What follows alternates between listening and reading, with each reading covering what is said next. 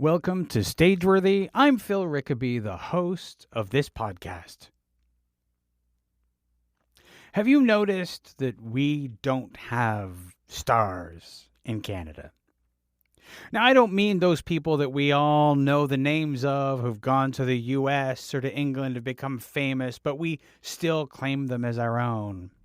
No, I mean we don't have any homegrown and fostered theater stars. By that I mean we don't have names that are a draw. We don't have actors whose names can go on a poster and just by being there become a draw. In other countries, like in the US and in the UK, an actor's name can work as a draw. But in Canada, that's such a rare thing. And sometimes we don't even see any actors' names on a poster. Now, a cynical person would think that maybe this is a tactical decision on the part of the producers, because weighing the value of a star, they have to think that perhaps it's better to pay actors less than to have actors whose name have recognition. Because a star can make demands. A star has power. So perhaps the wisdom is to ensure that we have no stars, no names that can be a draw, so that we keep everyone just thankful to be working, so that no one questions how much they're paid. And that doesn't make a lot of sense to me. We've seen the death of theater journalism and arts journalism as a whole as the media landscape shrinks and it becomes harder for theater companies to get media attention. Then promoting the actors in the show and pushing them to any media that still pays attention to the theater would not only be a way to keep audiences coming, but an investment in the future. Because an actor with name recognition is a draw. A way to sell tickets. But of course you can't do that if you have no recognizable actors. And I'm not talking about actors whose names are recognizable within the theater community. We have lots of those. Those names might be well respected, but they don't necessarily sell tickets. I'm talking about names that can be recognizable to the general public. But we can't have that if an actor is largely unnamed from show to show. I can't think of a Canadian theater actor who could star in a play whose name would make the general public want to purchase tickets. Occasionally in the past, there have been productions of shows that have brought in an actor who was legitimately famous. For example, there was the famous, or was it infamous, production of Hamlet that starred Keanu Reeves. And it's obvious that this was stunt casting, an attempt to bring in a movie star to sell tickets. But why does something like that happen with a movie star who I'm sure was paid a lot of money? But there's no chance of that with a Canadian theater actor who isn't already a movie star. The movie star is allowed to be an above-the-title draw, but what other Canadian actor can boast the same? Is the problem the lack of entertainment coverage in Canada? As a member of the media, I am regularly sent press releases for shows, and those press releases always list both the cast and creative team. Now, I'm a weekly podcast with a modest reach, and I try to interview as many people as possible, but I can only get to so many. But with a daily paper with a large reach, you would get so many more press releases than I do, and often the ones that stand out are the ones with a PR person that the reporter knows. And in those cases, the PR or public relations person is going to try and get some kind of write-up for the production. And maybe this might have been easier years ago when there was more coverage, but there are so few publications doing regular theater coverage that it seems nearly impossible now. So maybe the death of arts coverage is part of the problem, but that isn't all of it. Because the problem has existed for longer than the recent deterioration of the media landscape. Because we haven't ever really had theater stars in Canada. And I know that while there might be good things about a star system, there's also plenty of bad. Isn't it nice to think that all the actors get the same? that there's an egalitarianism to being a working actor in Canada, but that's not quite true because if I have the lead in a show, I do get paid a little more, but I'm not a star. Not really. Not like in other places. Of course, anyone who's spent any time paying attention to the entertainment industry in Canada knows that we don't have stars. And we don't really consider anyone a star until they've had success elsewhere. And for a while, I thought that was just a part of being Canadian. But on reflection, I don't think it is. Maybe it's more about the entertainment media that we do have, spending more time talking about American artists than it does our own homegrown talent. Maybe that, combined with producers who want actors to just be thankful to be working, keeps the Canadian artist small. But I think that we deserve better.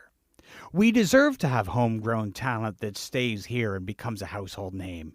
Canadians need to see themselves on their stages, and that includes seeing Canadian names above the title and celebrated for being a Canadian artist who stayed in Canada rather than leaving for the US. If you enjoy Stageworthy, please rate the show on Apple Podcasts or Spotify. If you listen on Apple Podcasts, you can also leave a review. Reviews and ratings help new people to find the show. And if you want to keep up with what's going on with Stageworthy as well as my other projects, you can subscribe to my newsletter by going to philrickaby.com/subscribe. If you want to leave a tip for the show, you can drop some change in the virtual tip jar. I will put a link to that in the show notes. I also have a Patreon in support of the show. Stageworthy is a one-person operation, so not only do I arrange the guests and edit the show and promote the show and create the music, I also shoulder all the financial responsibilities for keep the show going. So your support would mean the world. For a monthly subscription of $5, I will take you behind the scenes on the podcast, do regular Q&A sessions, and even present regular, exclusive, interactive conversations just for subscribers. You can find the Patreon at patreon.com/stageworthypod. Remember that you can find Stageworthy on Twitter and Instagram at stageworthypod, and you can find the website with the archive of all the episodes at stageworthypodcast.com. If you want to find me, you can find me on Twitter and Instagram at Phil Rickaby, and as I mentioned, my website is philrickaby.com. My guest this week is Lisa Alves. Lisa is a theater producer, educator, and human resource practitioner. Lisa has been a freelance producer for over 10 years and is the managing producer of Cahoots Theatre. And quite frankly, Lisa is great at what she does. Before the interview, they were described to me as someone the Canadian theater world needs to know, and I have to agree. Lisa knows their stuff and is passionate about everything they do. Here's our conversation. So how long have you been with Cahoots? I think you started just after, Tanisha started as artistic director and then almost immediately had to begin the search for your role. Yeah, she came on board to Cahoots in October 2019, and she had no one. she had some part-time staff, and then I came on in April, and it was a wild time because she was working by herself without a co-leader for 5 months, and then the pandemic hit. I think that's the correct math. And I was interviewing for this role, I think in February. So it was before the shutdown happened, and a lot of people weren't taking COVID seriously because the numbers were low. And then it hit, and I was like, oh my gosh, that job is out the window because I hadn't heard anything back from anybody. And so, yeah, they were still like, oh, no, we still need somebody in this role, even though live theater is going to look different. So have you had the opportunity to work in the same physical room as other people in this role or no? I've worked with Tanisha a handful of days in the office, and that's about it. I have never met Amanda, who is our current, like we're developing her play, but she used to be our development coordinator. Like, I've never met her in person. And I've never met our intern producer, Tiffany. I never met our past producer, Sahar. So like I've been working with all these people and so many artists too. Like we've had so many programs with so many different facilitators and participants. Never met them in person, but I have had such great professional relationships with them over Zoom, which is so weird and foreign to me. But yeah, it's weird. It's a very strange situation that we're able to work with artists, and in some cases artists that because of proximity or lack thereof, we would never be able to have worked with before. It's But so true. it isn't the same as being in the same room with somebody. Kind of, not really. This is what I've noticed from the handful of times working with Tanisha, is that yes, we spend hours on Zoom together and talking on the phone and texting, but there's a different part of relationship building when you are with somebody in person, physically in space. And I don't know how to describe it really, but it's the way that it's like how you read body language and it's how you read visual cues that you don't really pick up on Zoom because you're literally only seeing like their shoulders up, right? Mm. So there's that different quality, and I have been missing that, but it's already been almost 2 years, Yeah. so I feel like I've adapted to this foreignness. So I think that thing that you're describing, I feel like with these kinds of Zoom conversations, uh, because there's a camera involved, yeah, we are never as relaxed as we are in a room. So you could be sitting with somebody in the office where you work together and they're just sort of working away and they're absently working away. And suddenly their body language is like their natural self exactly. in a way that when we're on camera like that, we're always fully aware that we are being observed.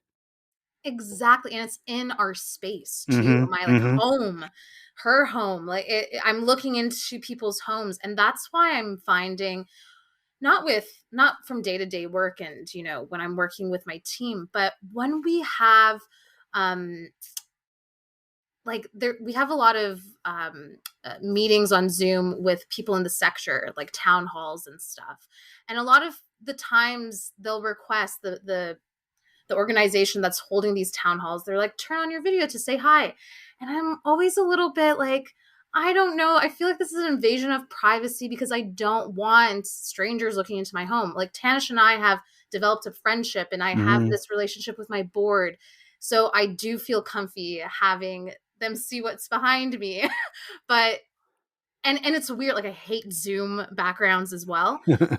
So it's just it's this it's exactly where you're getting at about always feeling you're being observed, and you don't know what like they're seeing. They're like they Yeah. might be judging the mess in the corner or something like that. There's this heightened awareness, and it kind of freaks me out sometimes. It's a little Still. bit of an invasion. It's a little bit of intimacy that you're not really expecting or ready for. You have all of these eyes that are on you, and unless you found the blur function or something like that in Zoom, um, Yeah. they're looking at you in your place, and you're like, "Did I clean? Did I like?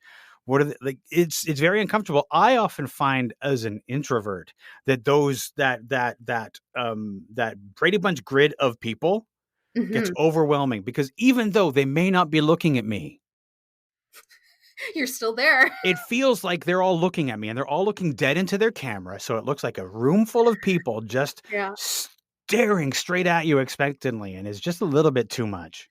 It is. Also, I find, and I don't know, I'm sure people do this, but I get distracted at my Zoom box because I'm either like looking if I look presentable or if my room is presentable. So I'm not always completely focused on the Mm-hmm. conversation because of that.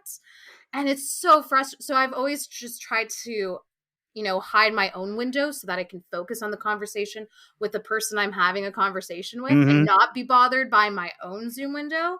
it's a lot of these things that I had no idea I would face in February 2019. Absolutely. I always find the same thing, and I'll be like in the middle of a conversation, I'll look at my own reflection or I'll look at my image, and I have a moment of, oh, is that what I'm doing with my face?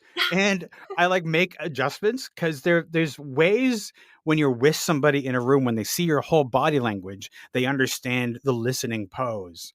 But if it's just your face, maybe your listening face looks harsh or something. And I'm always like I go to it and I'm like, I got to do something about my face right now. It's just so distracting.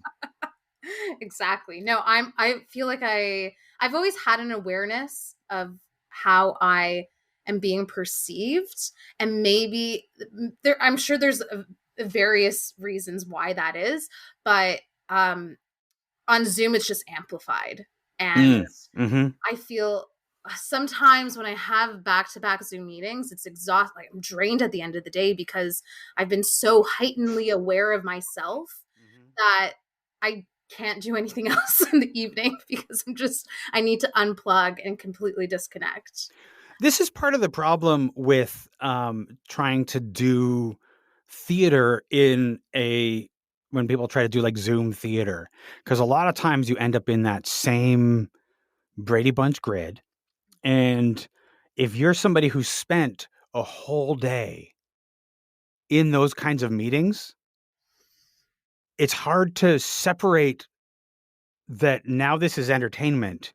I'm already exhausted from all of my meetings and having to pay attention in a way that I don't when I'm in person. And now I have to pay attention to this, but this is entertainment. It's psychologically very difficult to deal with.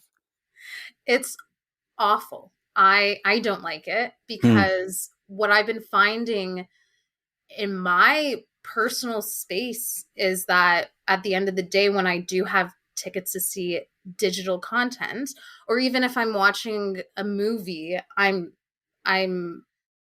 splitting my focus because that's I think that's probably like a compartmentalization thing going on, and Mm-hmm. my brain just can't shut off. Yeah. I don't know, but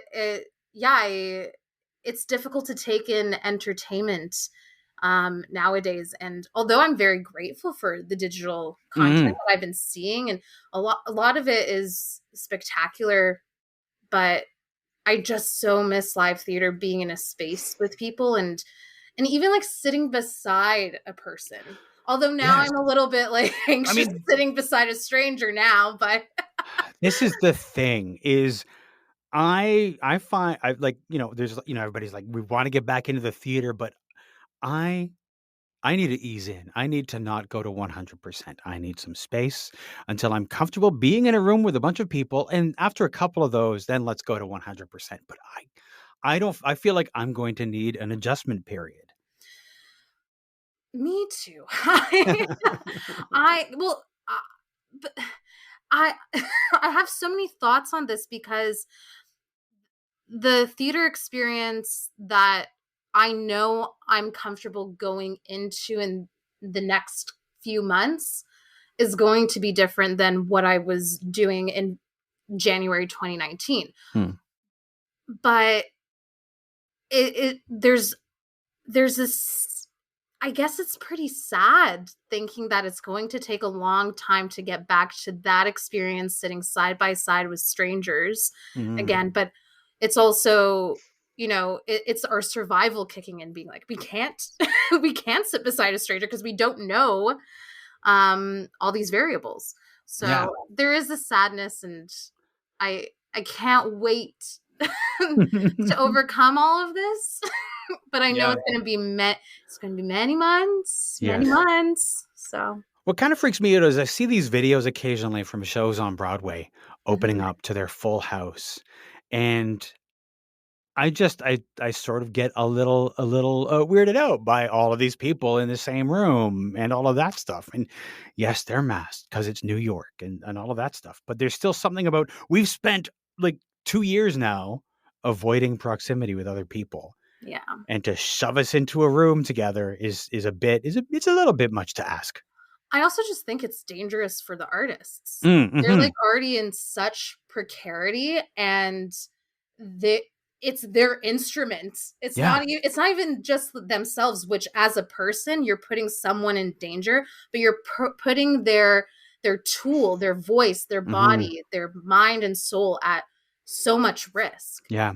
And Yeah. I remember seeing this article, I think it was like the Music Man, where Sutton Foster had to back out for a Hmm. night and Swing came in, and Hmm. everybody was so proud and appreciative of the swings of Broadway and the understudies. And totally, that's amazing. And that is what a lot of actors who are in understudy roles want to do, because that is such exposure. But at this time, it's putting them at risk. And I, I get so freaked out as a producer thinking about that, because it's not only the liability, but also, if that show were to run again and to Hmm. work with those artists and to have to face them and think, oh gosh, I put you in such risk because Hmm. we had to do the final product. But hey, we're going to work again now. So everything's fine. Everything's like, it doesn't sit well with me. No. And it kind No. of freaks me out. You also have that thing where like they're bringing in like people who aren't in that cast. Like, oh, we're bringing somebody from the Chicago show, or this person used to do this role. And like they're bringing people from all over. And at a certain point, it's almost like if you have to do that, maybe it wasn't the time to open the show. Yeah. I, it, there's just so much, there's such a rush and there's such a force, and I love that motivation because our sector has so much tenacity to do such a thing of, going headfirst into what has been such a long hibernation, a not expected hibernation, that is. Mm-hmm. But th- the risk doesn't, it's not worth it to me. Mm. Mm-mm, As an mm-mm. audience member, as a person who works in theater, to me it it doesn't make any sense. It's so No. scary. Yeah. It's so, especially since I at the beginning of the pandemic, there was a lot of articles coming out about artists who caught COVID and died. Mm-hmm. Mm-hmm. Yeah. So, and that's terrifying, Yeah. because you don't want to lose people. That's not that's not what we're doing. That's not No. the goal here. So, yeah. Speaking as a producer, I'm curious about you're a producer, but you're also an artist. So tell me about the intersection of artist and producer, because that's something that I think in some people's minds, the artist is separate from the producer. So I know that's not the case for you. So I'd love to hear about being an artist producer. Yeah. Being an artist producer is complicated. I mean, being a producer is complicated on its own, and being an artist is complicated on its own. But yeah, I've been working as a producer as long as I've been an artist. And I started doing theater and music performance, and I've continued that in my writing craft and visual arts. So it's it's a lot, but it's I think what I love so much being an artist producer is the fact that I can chameleonize, like shapeshift out of these roles. I don't know if that's, I've just made up that word, but yeah, it's great being able to work with, playwrights as a producer and understand what they're doing. And Hmm. then vice versa. When I'm a playwright and working with a producer, it's the shorthand that makes the process more efficient and more fun, because there's this um, just this understanding. So yeah, I mean, Hmm. it's complicated. I was actually thinking about this earlier today, because um, I find it hard to step out of my producer brain and get into my artist brain. But and it's not the same going the other way. No, that's You true. And I know? think anybody who's ever produced something after that, you do have that producer brain that pops in. I know for me, having self-produced, sometimes I'll be creating something and I'll be like, but how much is it gonna cost to do that? Yeah. And the artist needs to sometimes know that that's not your problem. Yeah. Well, it's like I've been writing a musical with my writing partner, and when we were writing the first draft, we she's a writer, that like that she's not a producer, so she was writing a variety of characters, and that's what the script needed, that's what Mhm. the story called for. But in my producer brain, like, oh no, like we can't have 15 characters for this indie production musical. That makes no sense. How are we going to pay them? And then I instead of focusing on writing the draft, I'm looking for granting applications so that we could support our musicals. So it's definitely a challenge, and I think there needs I at least I need to have more um just a yeah, like more focus when I am inhabiting the artist role. um but that's the thing, like producing producers to me are the people who make things happen and fill the gaps where productions have, and that's inevitable. So Yeah. yeah. That thing you're talking about sort of like censoring the idea in a way and like starting to think about like, oh, we can't have that many characters. I think that's something that some writers who haven't produced yet get into their heads because they get told, oh, if you have a play that has more than 5 characters, nobody's going to produce it. And so they make their plays smaller in a way, when maybe it does need to be bigger. Maybe, for example, maybe that play does need to have 15 characters, and it's hard to reconcile the fact that what we see on many of our stages is a very small cast, but sometimes some stories are bigger. Yeah, and I think when I read scripts that have more than 5 characters, as a producer and as a person in a company, like in a leadership role at a company, that makes me rethink my advocacy when it comes to funding. Hmm. Like, why not fund a larger scaled production? Why not fund a play that has 20 characters and that has 20 actors to pay? Hmm. And Hmm. how can we as leaders in a company like advocate for those things to happen, because those are rich experiences. And it's sad, but I think the only time I've ever seen a big cast is on a Mervish stage, and not Hmm. on a one of the other local stages like Factory or Tarragon. Yeah. So yeah. I think you do have to go either to a Mervish stage or to one of the festivals, like Yeah, yeah. the Well, yeah, Shaw that's in true. Stratford, to see a big cast, which is, I mean, it sort of essentially ends up meaning that like a lot of our plays end up looking the same because we get stuck in, oh, we can only have this many people on stage, rather than something that's a little bit bigger. Mhm.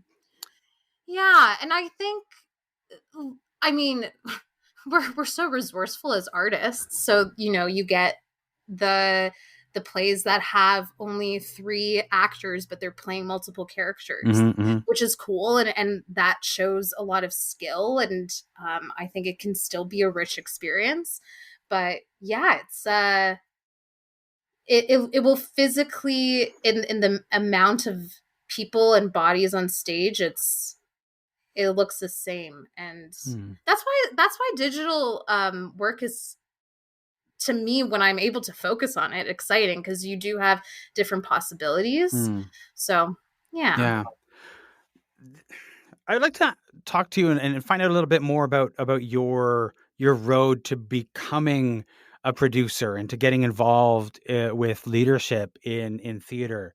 A lot of times, I'm talking to people who are playwrights or actors, and I don't think we talk enough in the industry to people who make things happen. So, what was your road to getting into producing? Oh, it is such a tapestry. That's a smorgasbord. Yeah. So after high school, I went into theater performance at Humber College, which was a time. It was fun. I made a lot of friends and industry connections through a lot of part-time faculty members. And that program it wasn't a classical training program. I mean, we had our Shakespeare and our text-based classes, but it was more about devised creation and physical theater. So I was really into creating my own work when I graduated. But I found that I didn't have like the business knowledge of it. I didn't know how to balance a budget. I knew how to apply for grants, but I didn't necessarily know what to do with the money once I got it after paying myself and the people involved in a project. So I then, after, just observing the sector a little bit, I then enrolled into Humber's business management for entrepreneurial studies, which was weird. It was a weird time because it was all about for-profit businesses. Mm. And I was coming from a place of a non-for-profit background, and all my instructors were like, yes, but how are you going to make money? I was like, oh gosh, I'm on the wrong program. How do you explain to people like that? Oh, I'm not worried about that. I'm in theater. Like, theater has intrinsic value and the government's going to fund my projects. Like, it's not in the same world. Yes, no, it's not. They were always looking at me like a strange anomaly. It was very strange. But in that program, I learned a lot about balancing a budget and how to market things, and just business strategies on how to get a service or a product to market, and all of those businessy things people in the corporate world talk about. And through that, I got an internship at Generator, which is this theater incubator that used to be called Staff, I believe. And in that internship, I worked as a coordinator for various programs, and I met a lot of different artists who were also training to be producers. And that's when I got that light bulb moment of, this was what I was looking for. So, at Generator, I really flexed my skills in the ability of, yes, I know how to make stories, and I have this business knowledge to get it up on its feet. But now I can actually produce and fill in those gaps for a production that I have. I was working as a producer with Manidoons Collective, Red Dress, Theater Direct, Soulo Theatre, and I think like a short time after that, I was feeling a little low, like my contract at Generator ended, and I was producing things that I wasn't like super proud of, and working with not my people. Like, I hadn't found my people yet. Mm-hmm. And I decided to leave the sector. Oh. After like this epiphany that I had, I decided to leave because there was something that was not fulfilling to me. And I went into HR. I went into human resources. Oh. So for a year, I was working in the corporate world doing human resources for the automotive sector, which was so absurd thinking about it now. But I really fell in love with, like, what does that human resource function look like? And a lot of people are like, oh, so you were recruiting, you were writing contracts. But I think what I gravitated towards was the conflict transformation process and work, and getting people to work together efficiently and effectively. And then the pandemic hit. And I realized I hated the corporate world, and I still loved theater, but I just needed to work with the people that were my people. And that's when I got the job at Cahoots, and I found Tanisha, and I found all the artists that like got it, like that got the values and understood, that just shared the same outlook on what theater is, and what also this artistic work looks like, and how we're going to evolve and grow and innovate within the sector. So yeah, that's my that's my trajectory, which is so weird. And I talked to so many arts administrators who went into an arts admin program at Centennial College or Humber, which are great programs, but that was not my trajectory. I started in theater creation and took many detours. Is there something that the working in HR taught you that you bring back to the producer hat? Yes. And it's probably not what the HR function in companies actually are supposed to do, but working in HR, and now I'm currently working towards my HR certificate, which is basically a fancy proclamation that I can be an HR professional, is that people are not disposable. And the HR function in a lot of companies is there to protect the company's interests. Mm-hmm. And it's so funny. Like, I'm currently studying these things, and I'm like, yes, HR is a company function. But what I've been using it at my role at Cahoots and for all of my producing projects is that we have to take care of the people first, or else nothing can happen. And that hits so many areas of not only the compensation and making sure people are paid properly, but also making sure that the people that we're working with are able to balance their work life situation, that they there's less chance for harm, intentional or not, and that there's safer spaces for them to work in. And maybe that's why I did not it's not that I didn't do well in the corporate world, but there was that disconnect, because there's that mentality that people are disposable, that we're all replaceable. If somebody's not performing well, we'll then get someone else in. And that's not how we can operate in the sector, because people bring different things to different roles, and it's not going to be the same if we just take someone out to put someone in so that they perform better. It doesn't work that way. So yeah. Yeah, I've worked in the corporate world, and I've had both kinds of HR people, sometimes at the same company.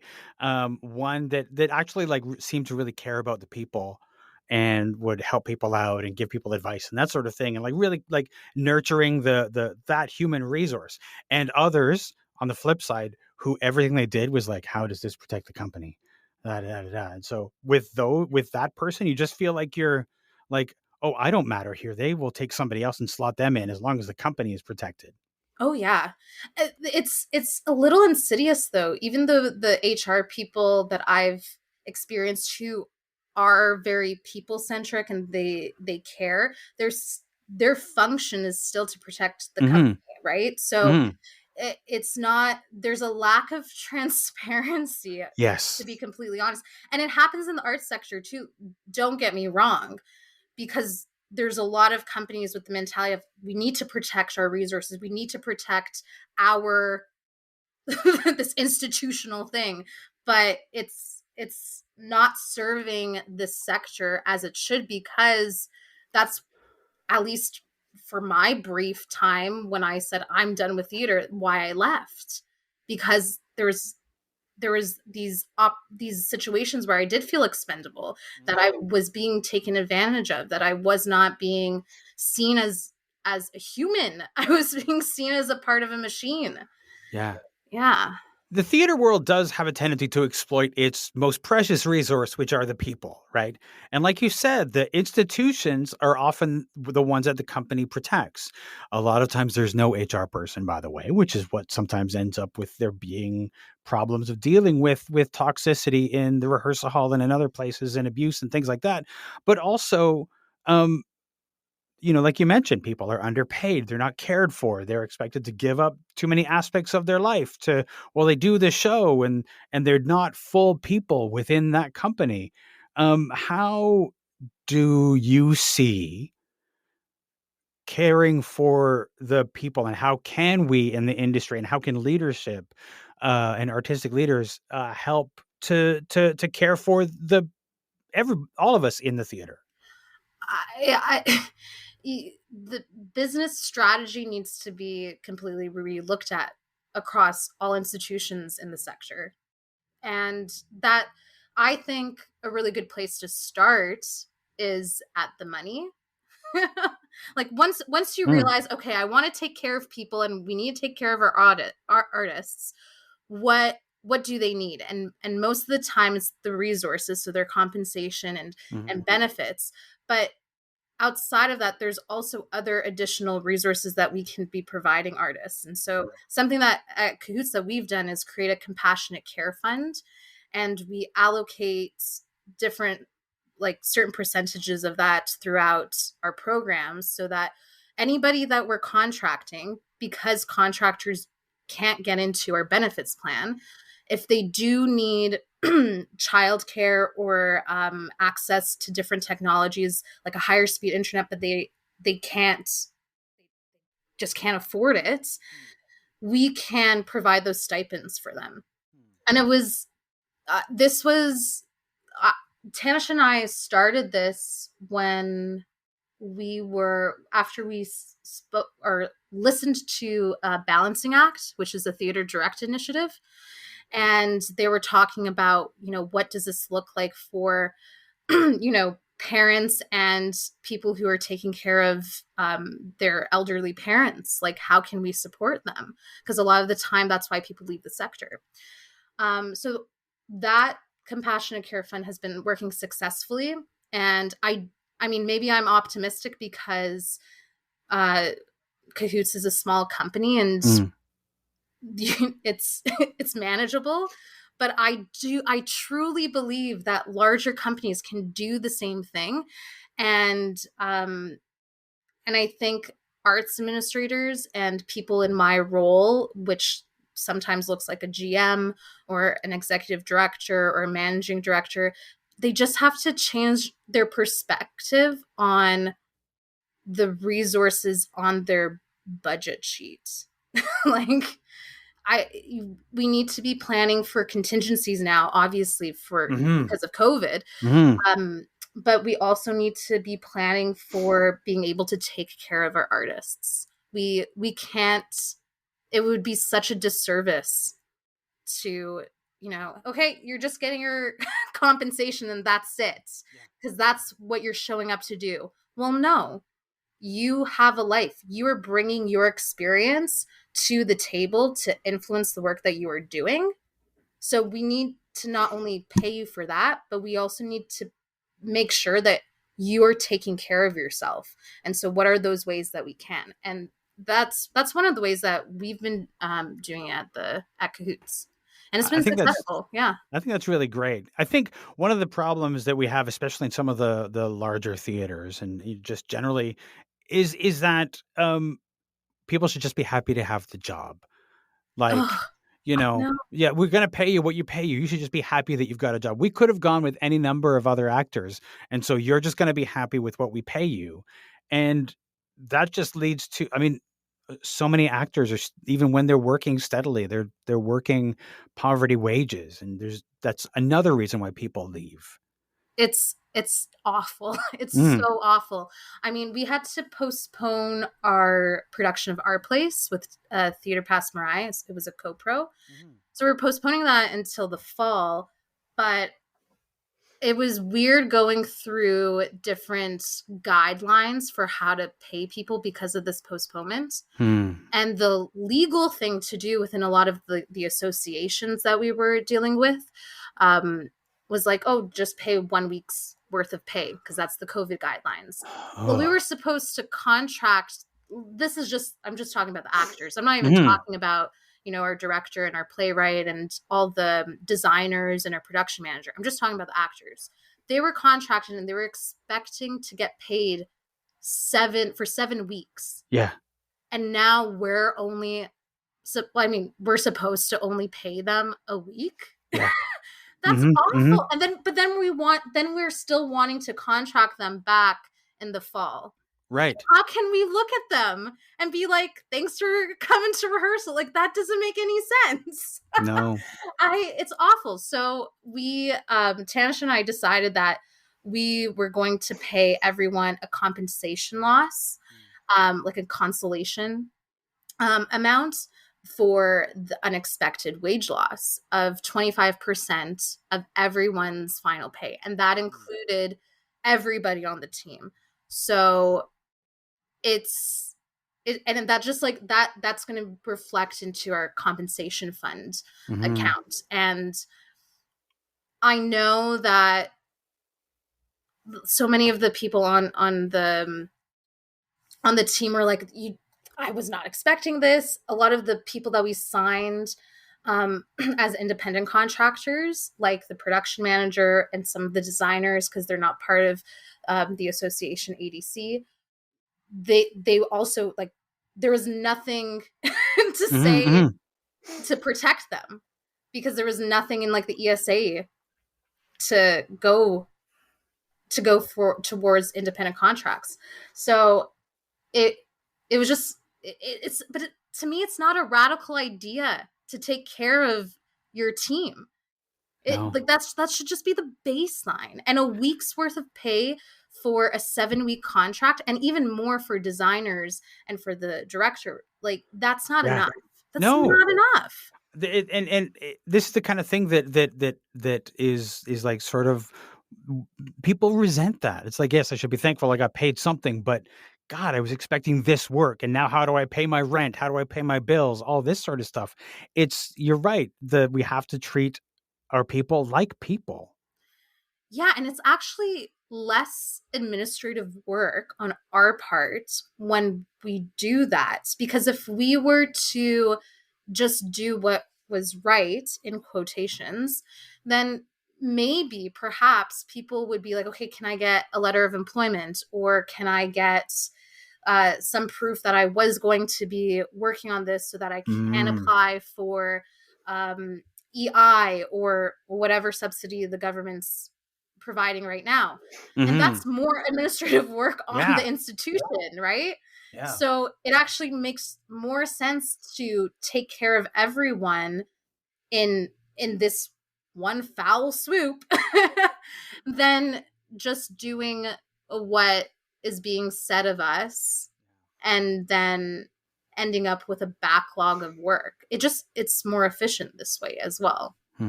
So yeah. Now, I would be remiss if I had you on this show and we didn't talk about Cahoots and a little bit more about Cahoots. Yeah. Because, I mean, you've been at Cahoots now for almost 2 years, and it's probably not the production schedule that you thought you were going to have or look anything like you thought it was going to. But Cahoots is still a very, really vibrant and an important part of the Toronto theater fabric. So could you start by describing what's your Cahoots Theatre elevator pitch? Well, our elevator pitch, our mandate, is a home for artists from the edge, and that encompasses so many folks. I mean, that's the elevator pitch, like, end of thought. But we're going through a strat plan, so it might look a little different come 6 months. But yeah, I mean, we have a long history. Cahoots has been around for 35 years. So yeah, a lot of people don't know that. And Cahoots has relatively been small, Hmm. but they've always the company has always centered work, new Canadian work from diverse artists. And that's grown into looking like new works from queer artists, artists with disabilities, deaf artists, and it's it's been great, but it's also been it's always been difficult because we serve so many people. But something that Tanisha and I have definitely made a focus on is since we began together is that this role of what mentorship plays in the sector, Mm. and making sure that we're creating connections for people. So maybe it's not we're just one connection to an artist, but we actually help artists connect to their like different communities and different people to help with their work. So yeah, that's a little bit about Cahoots. I hope Mm. we have another 35 years in us. But yeah, we have a lot of big dreams. Yeah. So Well, you guys during the pandemic, you've actually produced quite a bit of content. There's a lot of stuff on YouTube. You guys have some stuff about grant writing and more. You've got workshops and talks and talkbacks and things like that. I know that you're really excited about what's on the YouTube channel. So tell me what are a couple of your favorite things that people could find on the Cahoots YouTube? my one of my favorite things is our project, this I don't even really know how to call it, this digital offering called Supermodel. And it is this choose your own adventure video uh, video content with 19 East Asian artists Mm. talking about uh, what it what it is, what the model minority means. And Mm. there's 19 videos, so there's Hmm. 45 minutes worth of content, and you can go through the entire program like so many times and get different things out of it because it's a choose your own adventure. So that's something that I'm so proud of. We did that in August 2019, and we worked with Wallace Caldoza as the dramaturg and facilitator, and just nineteen artists contributed to that. And we were able to pay everybody, and we were able to hire on a producer and a video editor to make it happen. And there's also an hour and a half long talk back that we held on Zoom after it when we first premiered it. So I highly recommend everyone check that out. It's so it's such a raw and delicious piece of art. Hmm. And it's something that we probably would not have done if it wasn't for COVID. Like, Hmm. Hmm. Anisha came to me with this idea, and then I said something about how we can connect it all into a type of choose your own adventure thing. And then Wallace came on board and just made it fly. So highly recommend checking that out if people haven't already. But That's yeah, great. then we have a whole bunch of other content on there, such as like our Convo Cahoots, which was a conversation series that we did pretty much monthly in 2020 and 2021, where folks of Cahoots who were either contracted or staffed at Cahoots are talking with people in the industry. So my Convo Cahoots was with our board members, Ali and Dale, which was fun. And then Amanda Lynn got to speak to Giovanni, and we had Colleen and Sohail speak together. It's a beautiful playlist Hmm. that's up there now. But yeah, and we also have a few workshops about how to approach grant writing specifically for the RGTCs, which are the recommender grants for Ontario artists, Hmm. as well as just a general workshop on grant writing, because that's a whole behemoth. So yeah, we have some good content on YouTube, and it's pretty spectacular that that we have that now. It's an archive. It's a little treasure trove. Yeah. Yeah. Is this stuff that you've got there, is this stuff that would have existed if there hadn't been a pandemic? Perhaps not. You Hmm. know, there another thing that I'm really proud of was our Black Stage Pass, which was an interview series on SoundCloud with Kweku and Makambe, and they interviewed a bunch of Black Canadian theater artists of various different disciplines. So we have dancers, musicians, stage managers, producers. It's beautiful, and that's something I don't think would have happened without COVID, Hmm. because I knew I want both Tanisha and I were very adamant on working with Kweku and Makambe, and if if COVID wasn't a thing, we probably would have, you know, done something in person with them, but it wouldn't have been Black Stage Pass.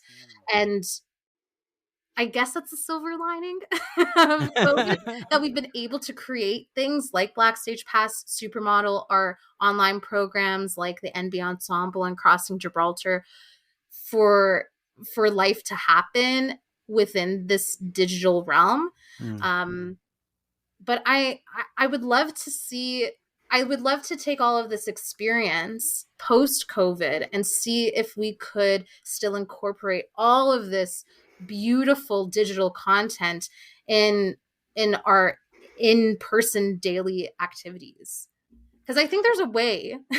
You know, I agree with you. I agree, and I have this. I really think that there is a place for live streamed theater outside of COVID. It helps with accessibility. It helps Yeah, with connection, with like allowing people from all across Canada to see a show in one place that they couldn't physically get to.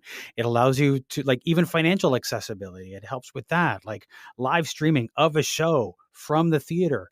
Like, that's exactly. something that I think offers so much potential, and all these opportunities now that there is the knowledge on of how to live stream, to take that into things that we would never have thought of doing before. Maybe not broadcasting from a rehearsal, but like, what about like a first day of rehearsal research notes or things like that, like all Yeah. kinds of little things that allow people to glimpse into this world that to them is magic and to us is work.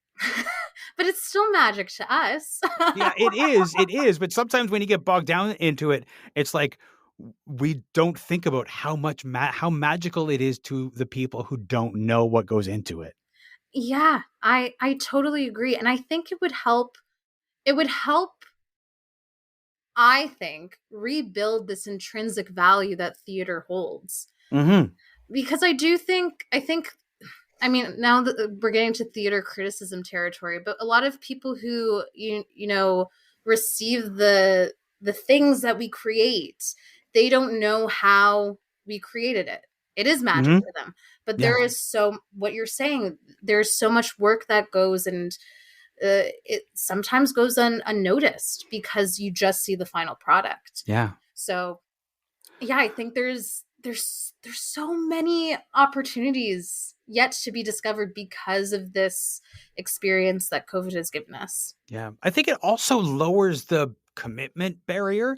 There's all those there's a, you know, we always talk about where's the audience going and things like that. And also that whole, like, theater's the only art form where somebody will say, "Oh, I saw a play once. I didn't like it." I know. You never hear that about movies. No, Never or hear that. TV or yeah. So, like if the barrier was low that somebody could like watch theater, number one, maybe, you know, because people think that theater's expensive. Some theater's expensive, some of it's quite reasonable. And, you know, take away that barrier, but also make it easier for them to see. And, you know, that's fine. You paid a Well, low price. If you don't like it, you can close that browser window and we'll never know. well, we will through the analytics. I mean, sure, but we won't necessarily know that they closed the window. No, yeah, exactly. And I also think that as a person who, you know, who suffers from anxiety and the stress it is to like get out of the house, especially Mm. now after COVID, Mm. even before it, to have that option to be able to watch something at home, it's such there is a sigh of relief of like, okay, I don't have to leave my house if I'm feeling uncomfortable. But also folks who can't physically leave their house Yes. because they have access needs that prevent them to. Yeah. So yeah, there's a whole world of possibilities Yeah. now. It also helps because there are lots of spaces, lots of performance spaces in the city that aren't accessible. And somebody was able to open a theater there, and they'd love to make it accessible, but that they're like, they can't afford it. What a way to like be able to still get people who can't physically get to the theater to see the show. Absolutely.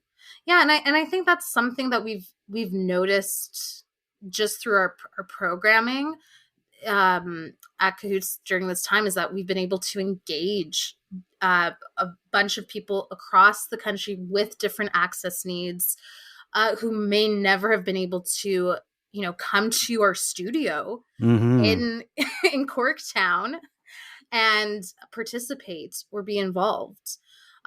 So having having new ways of connecting and engaging artists has been a blessing for sure. Yeah, Yeah. absolutely. Now, just before we go, um, one of the other programs that you've been doing is 35 Cups. Yes. Tell me about 35 Cups. So 35 Cups was part of our raft programming in the fall of 2021.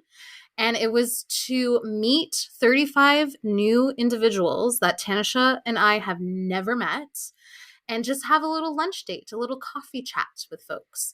And we met some wonderful people. All of them were wonderful. And we've been able to transform that into a new program called Latte. So we're continuing 35 Cups, but it's just going to be in a different format, and it's going to run longer. So registration is open, and we are accepting folks who we haven't met, and they don't even have to be artists. They can just be community members who are interested in theater and what we're doing, and we can chat with them. And instead of meeting 5 people at a time, we've limited to 2 people. Oh, that's And good. it's good and that's something that we found out in the fall. 5 people can be overwhelming. And Yeah. sometimes not all 5 folks would come, and it would only just be 1 or 2. And that was a more manageable conversation because you're able to involve everyone, and people are able to ask questions and talk the same amount as everyone. And when there's 5 people, sometimes a person can feel drowned out. So Mm-hmm. yeah, we're continuing that. It's starting next week. Yes, February 2nd until June at some time, and it's running bi-weekly. And we're just I just love meeting new people. Even though it's COVID and Zoom drains me out, having a chance to connect with folks who are new to their career in theater, or somebody I just haven't met in the sector, or people who want to support Cahoots but they don't really know us, is something that fills my cup. So yeah. That's great. Yeah. That's great. Lisa, thank you so much for having this conversation with me today. Thank you.